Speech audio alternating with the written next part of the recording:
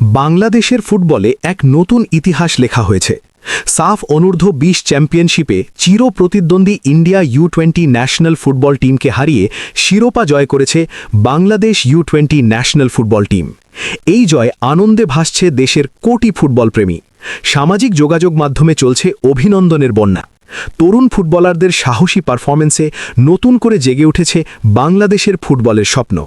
কিন্তু এই আনন্দঘন মুহূর্তের মাঝেই উঠে এসেছে কিছু প্রশ্ন, কিছু বিতর্ক, যা নিয়ে ফুটবল প্রেমীদের মধ্যে শুরু হয়েছে তুমুল আলোচনা। বিশেষ করে প্রবাসী ফুটবলারদের ব্যবহার নিয়ে টিম ম্যানেজমেন্টের সিদ্ধান্ত অনেকের কাছেই ধ্বংসা তৈরি করেছে।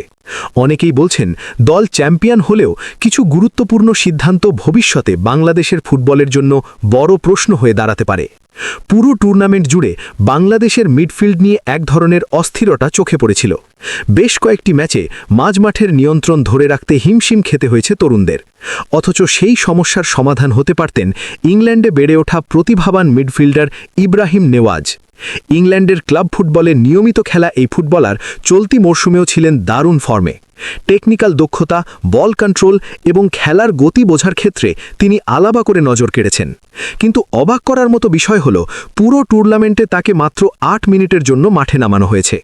এই স্বল্প সময়েও তিনি যেভাবে বল নিয়ন্ত্রণ করেছেন এবং খেলার ছন্দ ধরার চেষ্টা করেছেন, তা দেখে অনেকেই মনে করছেন তাকে যদি আরও বেশি সময় দেওয়া হতো তাহলে হয়তো দলের মিডফিল্ড আরও শক্তিশালী হয়ে উঠতে পারত। শুধু ইব্রাহিম নেওয়াজি নন, আরেক প্রবাসী ফুটবলার ডেকল্যান ম্যাগলিনের ক্ষেত্রেও একই প্রশ্ন উঠেছে। পুরো টুর্নামেন্টে তিনি পেয়েছেন মাত্র প্রায় ৪০ মিনিটের মতো গেম টাইম। অথচ এই অল্প সময়ের মধ্যেই তার পজিশনিং, গেম সেন্স এবং পাসিং দক্ষতা অনেকের দৃষ্টি কেড়েছে। বিশেষ করে ভারতের বিপক্ষে ফাইনাল ম্যাচে বদলি হিসেবে মাঠে নেমে তিনি যে আত্মবিশ্বাস দেখিয়েছিলেন, তা বাংলাদেশের মিডফিল্ডে নতুন প্রাণ সঞ্চার করেছিল। ম্যাচের শেষ দিকে যখন খেলা অনেকটা ছন্নছাড়া হয়ে পড়েছিল, তখন ডেকল্যানের কয়েকটি নিখুঁত পাস এবং বল ধরে রাখার ক্ষমতা দলকে স্থিরতা এনে দেয়। এমনকি ম্যাচের ৯২ মিনিটে তার দেওয়া একটি চমৎকার থ্রু পাস দর্শকদের দৃষ্টি কেড়ে নেয়, যা থেকে স্পষ্ট বোঝা যায় এই তরুণের সামর্থ্য আরও অনেক বেশি। এখানেই প্রশ্ন তুলছেন অনেক ফুটবল বিশ্লেষক। তাদের মতে, টুর্নামেন্ট জুড়ে যখন মিডফিল্ডে ধারাবাহিকতার অভাব দেখা যাচ্ছিল, তখন কেন ইব্রাহিম নেওয়াজ কিংবা ডেকল্যান ম্যাগলিনের মতো খেলোয়াড়দের বেশি সময় দেওয়া হলো না? অনেকেই মনে করছেন এই দুই প্রবাসী ফুটবলারের দক্ষতা ও অভিজ্ঞতা দলের জন্য বড় সম্পদ হতে পারত। অথচ বেঞ্চে বসিয়ে রাখার কারণে তারা নিজেদের পুরো সামর্থ্য দেখানোর সুযোগই পাননি। সামাজিক যোগাযোগ মাধ্যমেও এই বিষয়টি নিয়ে শুরু হয়েছে তুমুল বিতর্ক। কেউ কেউ বলছেন, বাংলাদেশের ফুটবলে প্রবাসী প্রতিভাদের প্রতি দৃষ্টিভঙ্গি এখনও পুরোপুরি ইতিবাচক হয়ে ওঠেনি। প্রবাসী বেড়ে ওঠা অনেক ফুটবলার আছেন যারা নিজেদের শিকড়ের টানে বাংলাদেশের হয়ে খেলতে চান। দেশের জার্সি গায়ে জড়িয়ে আন্তর্জাতিক মঞ্চে দেশের প্রতিনিধিত্ব করার স্বপ্ন দেখেন তারা। কিন্তু যদি তারা দেখেন যে যথাযথ সুযোগ বা মূল্যায়ন পাচ্ছেন না, তাহলে ভবিষ্যতে তারা দ্বিধায় পড়তে পারেন। ফুটবল বিশ্বে এমন অনেক উদাহরণ রয়েছে যেখানে প্রবাসী ফুটবলাররা একটি দেশের ফুটবলকে নতুন উচ্চতায় নিয়ে গেছেন।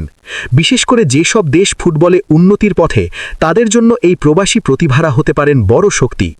এই প্রেক্ষাপটে আলোচনায় উঠে আসছে হামজা চৌধুরীর নামও। ইংল্যান্ডের প্রিমিয়ার লিগে খেলা এই মিডফিল্ডারকে ঘিরে মাঝে মধ্যেই বাংলাদেশের হয়ে খেলার সম্ভাবনার গুঞ্জন শোনা যায়। যদি ভবিষ্যতে এমন বড় তারকারা দেশের হয়ে খেলতে আগ্রহ দেখান, তাহলে তাদের জন্য একটি ইতিবাচক পরিবেশ তৈরি করা খুবই গুরুত্বপূর্ণ।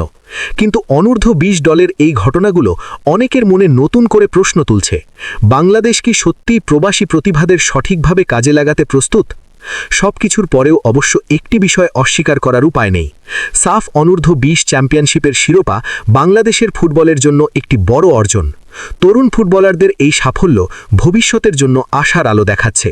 তবে এই সাফল্যের মাঝেও যে প্রশ্নগুলো উঠে এসেছে, সেগুলোর উত্তর খোঁজা জরুরি। ফুটবল বিশ্লেষকদের মতে এখনই সময় বাস্তবতা উপলব্ধি করার। যদি প্রবাসী এবং দেশীয় দুই ধরনের প্রতিভাকেই সমান গুরুত্ব দিয়ে সঠিকভাবে ব্যবহার করা যায়, তাহলে বাংলাদেশের ফুটবল আরও দ্রুত এগিয়ে যেতে পারবে। তাই অনেকেই মনে করছেন এখন দায়িত্ব পড়ছে বাংলাদেশ ফুটবল ফেডারেশন বা বাফুপের। তাদের উচিত প্রবাসী ফুটবলারদের প্রতি ইতিবাচক মনোভাব তৈরি করা, দক্ষতা অনুযায়ী সুযোগ দেওয়া এবং একটি সুসংগঠিত পরিকল্পনার মাধ্যমে তরুণ প্রতিভাদের বিকাশ ঘটানো।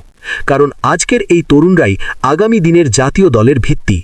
আর সঠিক পরিকল্পনা আর সঠিক মূল্যায়ন থাকলে হয়তো খুব শিগগিরই বাংলাদেশের ফুটবল আন্তর্জাতিক মঞ্চে আরও বড় সাফল্যের গল্প লিখতে পারবে।